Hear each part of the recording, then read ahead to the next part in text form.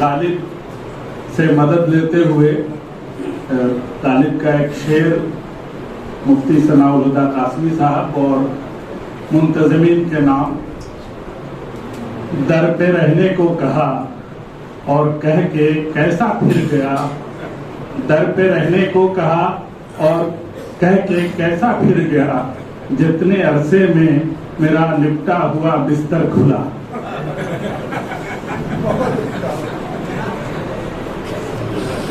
میرے مقالے کا عنوان ہے مولانا سید محمد عثمان غنی کی صحافت میں دانشورانہ عناصر۔ ابھی پیش بندی کی بات ہو رہی تھی، میں دوسرے صفحے 1.5 صفحے کے بعد سے کچھ حصہ پڑھتا ہوں۔ مولانا سید عثمان غنی نے 20 صفر 1346 ہجری کے شمارے میں تقریباً 1 صفحے کا ادارتی نوٹ شائع کیا، جس کا عنوان کچھ یوں تھا: ہندوؤں کے وحشیانہ مظالم، مسلمانوں کا خون ناحق اور ارباب حکومت کی غفلت شعاریاں۔ آج کے دور کے صحافتی معیار کو نظر میں رکھیے اور اس اداریے کا بغور مطالعہ کیجیے تو آپ حیرت میں مبتلا ہو جائیں گے۔ عمارت چونکہ تنظیمی اخبار تھا اور عمارت شرعیہ کا ترجمان تھا، اس لیے اسے قوم پرستی اور مسلم مسائل سے خصوصی دلچسپی ہونی ہی چاہیے تھی۔ اسی کے ساتھ ساتھ ارباب اقتدار، انتظامیہ اور عام لوگوں کے حوالے سے ایڈیٹر نے اپنی باتیں پیش کی ہیں۔ ایک طرف حیرت انگیز بے باکی ہے تو دوسری طرف مسائل کو گہرائی سے جانچنے اور پرکھنے کا معاملہ بھی دکھائی دیتا ہے۔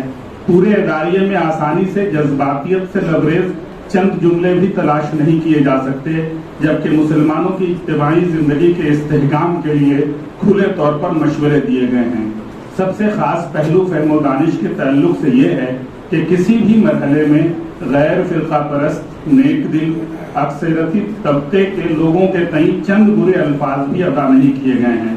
ایک صحافی کی حیثیت سے روشن خیالی، غیر جانبداری، انصاف پسندی اور بے باکی و بے خوفی ہر لفظ میں آپ ملاحظہ کر سکتے ہیں۔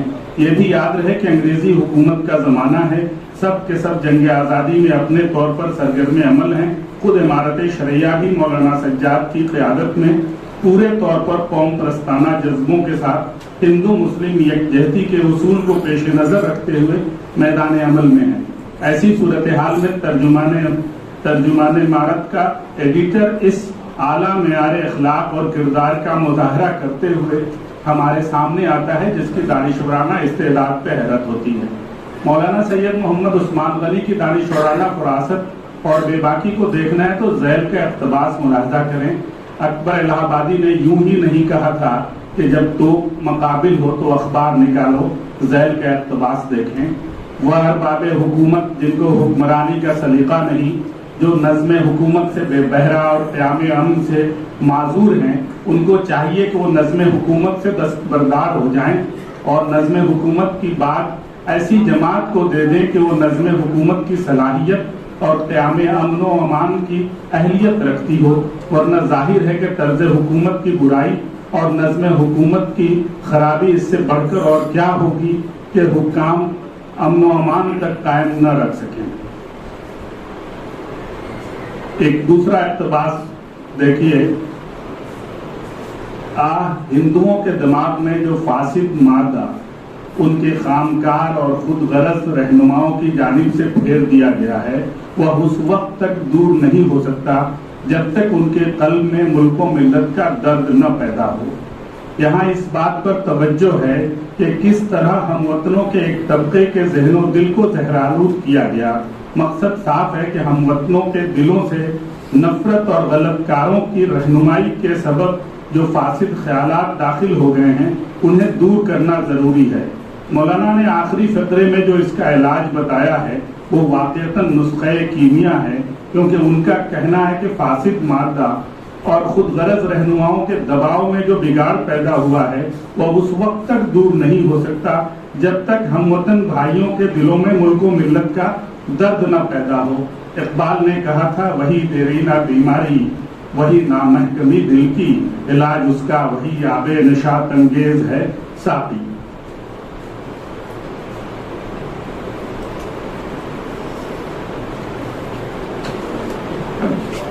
اخبار عمارت کے صفحات 1920 کے بعد کی ہندوستانی سیاست تاریخ اور بالخصوص بہار میں سماجی اور قومی ارتقاء کے بہت سارے پہلوؤں کو اپنے اندر سمیٹے ہوئے ہیں۔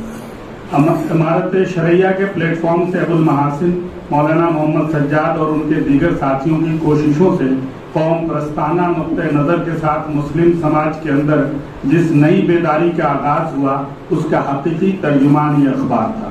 1926 اور 27 کو پیش نظر رکھیے تو الہلال اور البلاغ سے لے کر ہمدرد جیسے اخبارات اب اپنے انجام کو پہنچ چکے تھے، پیغام کی آمد تھی، مگر صوبہ بہار میں جس طرح امارت شرعیہ، اس کے بانیان اور اس کے اخبار نے جنگ آزادی کے ساتھ ساتھ متعدد طرح کے مسائل و میلانات کو نگاہ میں رکھتے ہوئے حکمت عملی بنائی، اسی نے ان تمام کاموں میں کامیابی عطا کی۔ جمعیت العلماء اور امارت شرعیہ اس زمانے میں ایک سکے کے دو پہلو تھے، دونوں کی پشت پر ہندوستان کی ملی جلی تہذیب کی نمائندگی اور قوم و ملت کا سوز دروس طاقت بخش رہا تھا۔ نقطہ نظر کے اعتبار سے بھی اس زمانے میں مسلم لیگ کے کارپردازوں کا جو تصور تھا اس سے مختلف خیالات کے لوگ یہاں جمع تھے۔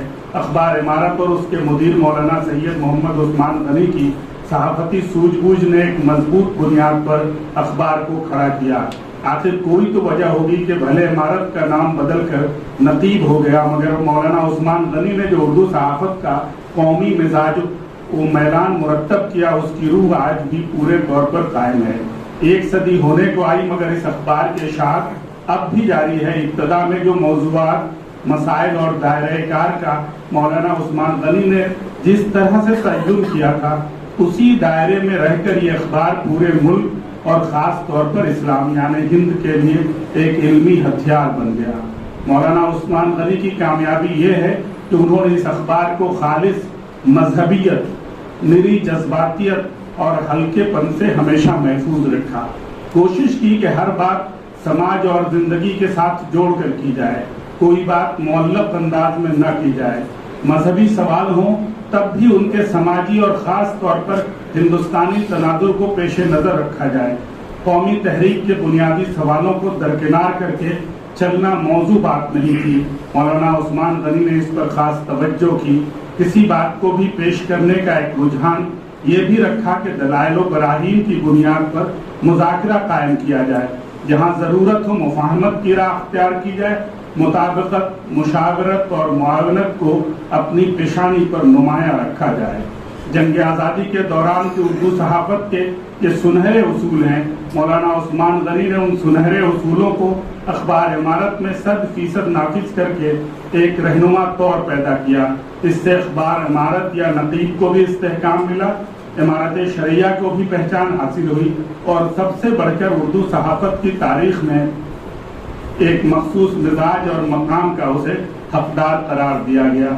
مشہور تو یہی ہے کہ جن لوگوں نے برسوں کام کیے یا ہزاروں صفحات سے کیے وہی لوگ زیادہ اہم ہیں، مگر جو لوگ کسی کام میں بہت دنوں تک شامل نہ ہو سکے یا ہزارہ صفحات اکٹھا نہ کر سکے مگر اپنے کاموں سے آنے والی نسلوں کے لیے اصول مرتب کرنے میں کامیاب ہوئے، نئے لوگوں کے لیے اہداف متعین کیے، وہ سب سے قیمتی افراد ہیں، اور مولانا عثمان غنی کی شخصیت کو اسی تناظر میں دیکھنے اور سمجھنے کی ضرورت ہے۔ شکریہ۔